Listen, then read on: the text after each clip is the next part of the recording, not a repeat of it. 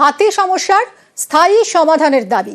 বনমন্ত্রীর দ্বারস্থ হলেন বড়জোড়ার তৃণমূল বিধায়ক। দীর্ঘদিন ধরেই হাতির তাণ্ডবে অতিষ্ঠ বাসিন্দারা। বড়জোড়া গঙ্গা জল ঘাটিতে প্রায়শই হাতির হামলা হয়। ৩ মাস ধরে বড়জোড়ার জঙ্গলে ৬২টি হাতি দাপিয়ে বেড়াচ্ছে। বন দফতরে বহুবার জানানো হয়েছে, কিন্তু সমস্যা মেটেনি বলেই অভিযোগ।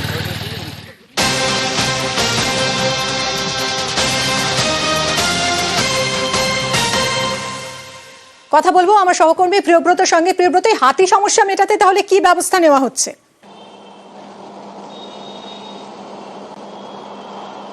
দেখো, হাতির যে সমস্যা, এই সমস্যা কিন্তু আজকের নয়, দীর্ঘদিন ধরে এই সমস্যা চলে আসছে। বাঁকুড়ার যে বড়জোড়া এবং গঙ্গাজোড়ার যে জঙ্গল রয়েছে, একদিকে পাবয়ার জঙ্গল, একদিকে বাঁকাতহের জঙ্গল, এই দুটো জায়গাতেই কিন্তু হাতি মজুত রয়েছে। যে ৬৬টি হাতি পশ্চিম মেদিনীপুরের সীমানা পেরিয়ে জয়পুর, বিষ্ণুপুর হয়ে বাঁকুড়ার বড়জোড়া এলাকায় ঢুকেছিল, সেই ৬৬টির মধ্যে ৪টে হাতি বেরিয়ে গেছে। সেই ৪টে হাতি কিন্তু এখন গঙ্গাজল ঘাটি এলাকায় তারাও তাণ্ডব চালাচ্ছে। এর পাশাপাশি ৬২টা হাতি রয়ে গেছে পাবয়া এলাকায় বড়জোড়ার, সেখানেও তাণ্ডব চলছে। বারে বারে ক্ষোভ বাড়ছে মানুষদের মধ্যে। মানুষ চাইছে যে এই হাতিগুলোকে অন্তত এবার সরিয়ে দেবে বন দপ্তর, কিন্তু তারপরও বন দপ্তর কোনো রকম কোনো ব্যবস্থা নেয়নি। সেই কারণেই অলোক মুখোপাধ্যায়, যিনি বড়জোড়ার বিধায়ক রয়েছেন, তার কাছে ক্ষোভের কথা মানুষজন জানিয়েছেন। পরবর্তীকালে তিনি বনমন্ত্রীর দ্বারস্থ হয়েছেন এবং লিখিতভাবে তাকে জানানো হয়েছে অন্ততপক্ষে ৩.৫ মাস প্রায় হতে চললো হাতিগুলো এরপর যাতে তাণ্ডব চালায়, সেক্ষেত্রে কিন্তু মানুষদের ক্ষোভ আরো বাড়বে। সেই কারণেই বনমন্ত্রী কোনো একটা ব্যবস্থা নেক এবং হাতির সমস্যা বনমন্ত্রী এরপর কি পদক্ষেপ করেন সেটাই দেখার। অনেক ধন্যবাদ প্রিয়ব্রত। ৩ মাসেরও বেশি যে হাতি রয়েছে, 4টি দাতাল হাতি, তারা বাইরে বেরিয়ে যাচ্ছে। বিধানসভায় বীরপাওয়া হাসদা, মাননীয় মন্ত্রী মহোদয়া, তার সঙ্গে দেখা করে তাকে চিঠিপত্র দিয়েছি। তিনি বলেছেন আমি নিশ্চয়ই এর ব্যবস্থা করবো যাতে চাষিবাসীর ক্ষতি না হয়, আমাদের চাষি ভাইরা সুখে শান্তিতে যে চাষ করেছেন তার ফসল যেন বাড়িতে তুলতে পারে। তিনি বলেছেন, চিঠি নিয়েছেন, দেখেছেন, বলেছে আমি দেখছি, খুব দ্রুত ব্যবস্থা নিচ্ছি। কল আছে কিন্তু জল নেই।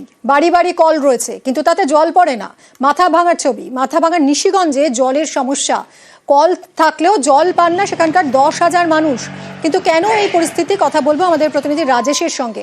রাজেশ, সামনেই গরমকাল আসছে, ইতিমধ্যেই বেশ গরম পড়ে গেছে, আর এখনো কল রয়েছে কিন্তু সেই কলে জল পড়ে না। কতদিন ধরে এই কল এরকম ভাবে পড়ে রয়েছে আর কেনই বা এরকম সমস্যা? দেখুন, আমি মাথা ভাঙা দুর্লক্ষে নিশিগঞ্জের বিস্তীর্ণ এলাকায় কিন্তু এই ছবি ধরা পড়ে। প্রায় ১ থেকে ১.৫ বছর আগে বাড়ি বাড়ি পিএইচির পানীয় জলের কানেকশন দেওয়া হয়েছে, টেপকল বসানো হয়েছে, কিন্তু জল নেই। শুধু তারা আশ্বাস পাচ্ছেন যে জল পাবেন, কিন্তু কবে জল পাবেন সেই নিয়ে কিন্তু চিন্তিত এলাকার সাধারণ মানুষ। কারণ নলকূপের যে জল, সেই জলে আয়রন থাকায় সেই জল খেয়ে অনেকের অনেক রকম পেটের নানাবিধ রোগে আক্রান্ত হচ্ছেন। কিন্তু তারপরেও কিন্তু তারা বারংবার স্থানীয় প্রশাসনকে জানালেও পরিশ্রুত পানীয় জল কিন্তু পাচ্ছেন না। তবে স্থানীয় প্রশাসনের যেটা দাবি যে এখনো বেশ কিছু জলাধার তৈরির কাজ শেষ হয়নি। বাড়ি বাড়ি পানীয় জলের সংযোগ দেওয়া হয়েছে, আরো কিছু কাজ বাকি রয়েছে। তবে অতি শীঘ্রই কাজ শেষ হলেই এই যে সমস্যা, এই সমস্যা মিটবে এবং পরিশ্রুত পানীয় জল পাবেন এলাকার সাধারণ মানুষ। বিরোধীদের অবশ্য শাসক দলের ব্যর্থতাকে দায়ী করেছেন, যে শাসক দল ঠিকঠাক ভাবে কাজ করাতে পারেনি বলেই কিন্তু এলাকায় সাধারণ মানুষ পানীয় জলের সুবিধা থেকে বঞ্চিত হচ্ছে। অনেক ধন্যবাদ। মন্ত্রী, আমরা জল পাইনি, লাগানো অবস্থায় এই অবস্থায় আছে, আমরা কলের থেকে জল খাচ্ছি। এই এলাকায় তাও কতজন এই সমস্যা? অনেক আছে, একবারই মোটামুটি এদিকে ৫০-৬০ ঘরের উপরে আছে, কিন্তু কেউ জল পাচ্ছে না। একটা করে বাড়িতে একটা করে হাউস কানেকশন দেওয়ার কথা ছিল, কিন্তু সেখানে যারা কারা বা কাহারা আজকে এক একটা করে বাড়িতে ৩টা, ৪টা, 2টা হাউস কানেকশন দিয়েছে। সেখানে কিছু কিছু ক্ষেত্রে আমরা দেখছি যে একটা বাড়িতে যে হাউস কানেকশনটা দেওয়া আছে সেটা সঠিকভাবেই ব্যবহার হচ্ছে। বাইরে যেটা দেওয়া আছে, কেউ হয়তো গরুকে জল খাওয়াচ্ছে, কেউ গাড়ি দিচ্ছে, কেউ ক্ষেতের মধ্যে জল দিচ্ছে, এরকম কিছু ঘটনা আছে। সেগুলোও আমরা সার্ভে করে সেগুলোরও আমরা হিসাব একটা তৈরি করব এবং সেগুলোকে কিভাবে বন্ধ করা যায়, নিশিগঞ্জ ২ নম্বর গ্রাম পঞ্চায়েত সেটার জন্য তৎপর। ভোগমায় হয়েছে রিজার্ভার, সেখানে পরিশ্রুত পানীয় জল পাচ্ছে। রুনিবাড়িতে ফার্স্ট সাইট মানে হেডওয়ার্ক সাইটটা হয়ে গেছে, পাইপ বসানোর কাজ শুরু করে দিয়েছে। সেকেন্ড সাইটের কাজও চলছে। সেকেন্ড সাইটের কাজটা হয়ে গেলেই আরও ব্যাপক পরিমাণে রুনিবাড়ির মানুষজন জল পেয়ে যাবেন। আজকেও ইঞ্জিনিয়ার সাহেব এসছেন, আমরাও মিটিং করেছি। ইতিমধ্যে পেয়েছি ১,০০০ কোটি টাকা শুধুমাত্র কোচবিহারের জন্য বরাদ্দ করেছেন, আরও ১,০০০ কোটি টাকা করবেন।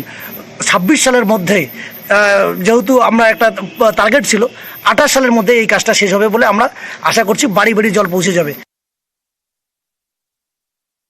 সারা ব্লক হয়ে একই অবস্থা আছে একদম। আমি ফুলবাড়ি থেকে শুরু করে একদম নিশিগঞ্জ পর্যন্ত আরও অন্যান্য ব্লকেও আমি দেখছি, কারণ এই কল আছে জল নেই, এই ব্যবস্থাটা খুব খারাপ। কারণ এটা এই সরকারের পুরো ব্যর্থতা। আমিও পঞ্চায়েত সমিতি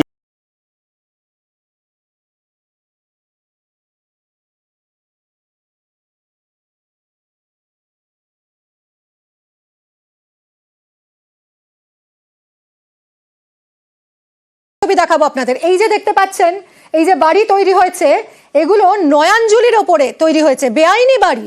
নয়াঞ্জলি বন্ধ করে বাড়ি তৈরির অভিযোগ উঠছে, মাছের ভেড়ি তৈরির অভিযোগ উঠছে, যার ফলে নিকাশি ব্যবস্থা ক্ষতিগ্রস্ত হচ্ছে, নিকাশি ব্যবস্থা অবরুদ্ধ হয়ে পড়ায় চাষের ক্ষতি হচ্ছে, ফলে কৃষকদের মাথায় হাত। কি বলছেন কৃষকরা, কি অভিযোগ করছেন শুনবো।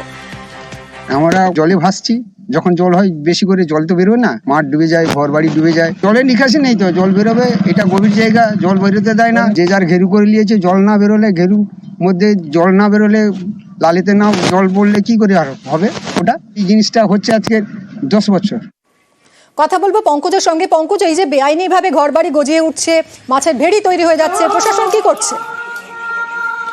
একেবারে প্রশাসন কি করছে, প্রশাসনের নজরেই কিন্তু এভাবে অবৈধভাবে ভেরি এবং কংক্রিটের নির্মাণ তৈরি হচ্ছে একের পর এক, যেখানে স্থানীয় বাসিন্দারা তারা বারবার কিন্তু প্রশাসনকে জানিয়েছেন। তাদের শুধু একদিনের নয়, এটা প্রায় 10 বছর চলছে এমনটাই।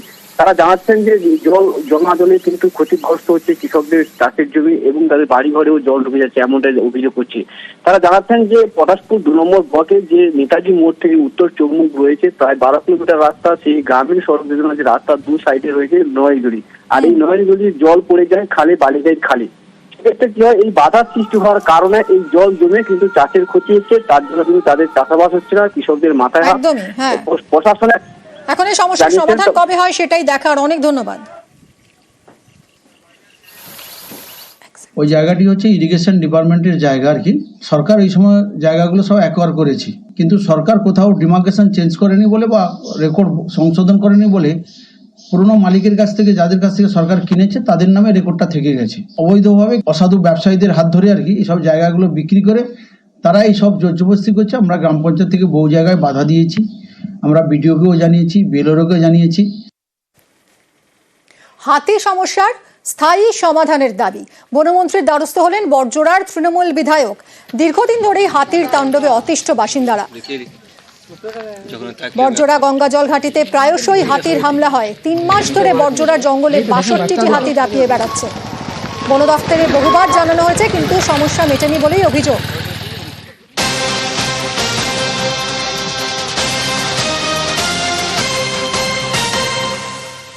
কথা বলবো আমার সহকর্মী প্রিয়ব্রতর সঙ্গে। প্রিয়ব্রত, হাতি সমস্যা মেটাতে তাহলে কি ব্যবস্থা নেওয়া হচ্ছে?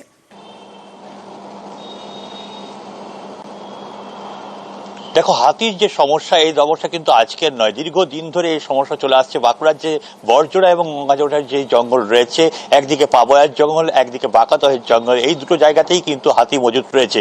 যে 66টি হাতি পশ্চিম মেদিনীপুরের সীমানা পেরিয়ে জয়পুর, বিষ্ণুপুর হয়ে বাঁকুড়ার বড়জোড়া এলাকায় ঢুকেছিল, সেই 66টির মধ্যে 4টে হাতি বেরিয়ে গেছে। সেই 4টে হাতি কিন্তু এখন গঙ্গাজল ঘাটি এলাকায় তারাও তাণ্ডব চালাচ্ছে। এর পাশাপাশি 62টা হাতি রয়ে গেছে পাবয়া এলাকায় বড়জোড়ার, সেখানেও তাণ্ডব চলছে। বারে বারে ক্ষোভ বাড়ছে মানুষদের মধ্যে। মানুষ চাইছে যে এই হাতিগুলোকে অন্তত এবার সরিয়ে দেবে বন দপ্তর, কিন্তু তারপরও বন দপ্তর কোনো রকম কোনো ব্যবস্থা নেয়নি। সেই কারণেই অলোক মুখোপাধ্যায়, যিনি বড়জোড়ার বিধায়ক রয়েছেন, তার কাছে ক্ষোভের কথা মানুষজন জানিয়েছেন। পরবর্তীকালে তিনি বনমন্ত্রীর দ্বারস্থ হয়েছেন এবং লিখিতভাবে তাকে জানানো হয়েছে অন্ততপক্ষে 3.5 মাস প্রায় হতে চললো হাতিগুলো এরপর যাতে তাণ্ডব চালায়, সেক্ষেত্রে কিন্তু মানুষদের ক্ষোভ আরো বাড়বে। সেই কারণেই বনমন্ত্রী কোনো একটা ব্যবস্থা নেক এবং হাতির সমস্যা বনমন্ত্রী এরপর কি পদক্ষেপ করেন সেটাই দেখার। অনেক ধন্যবাদ প্রিয়ব্রত। 3 মাসেরও বেশি যে হাতি রয়েছে, 4টি দাতাল হাতি, তারা বাইরে বেরিয়ে যাচ্ছে। বিধানসভায় বীরপাওয়া হাসদা মাননীয় মন্ত্রী মহোদয়া তার সঙ্গে দেখা করে তাকে চিঠিপত্র দিয়েছি। তিনি বলেছেন আমি নিশ্চয়ই এর ব্যবস্থা করবো যাতে চাষিবাসীর ক্ষতি না হয়, আমাদের চাষি ভাইরা সুখে শান্তিতে যে চাষ করেছেন তার ফসল যেন বাড়িতে তুলতে পারে। তিনি বলেছেন, চিঠি নিয়েছেন, দেখেছেন, বলেছে আমি দেখছি, খুব দ্রুত ব্যবস্থা নিচ্ছি।